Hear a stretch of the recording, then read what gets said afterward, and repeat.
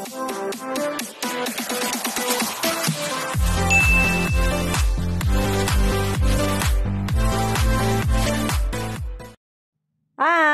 Welcome back sa akin channel. Babati muna ako sa inyo mga pahinga o nga tanan dyan sa Baklayan.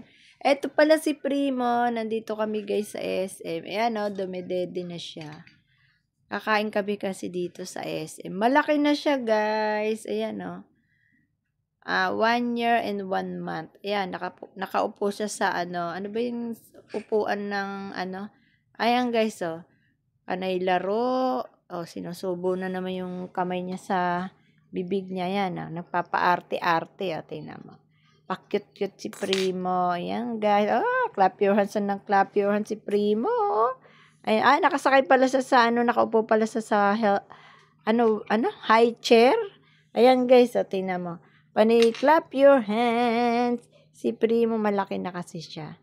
Kabi-birthday lang niya kasi. 1 year and 1 month na siya ngayon. Pero guys, alam mo mga bata ngayon, may mga isip na, kita mo yan. Kasi mo akalain 1 year. Ayan na guys. Naglalaro na naman siya. Nandito siya sa ngayon, sinakay namin sa stroller. Nagwawala na dun, ayaw na dun sa sa high chair. Ayan, naglalaro siya. Hinuhulog yung mga laruan niya.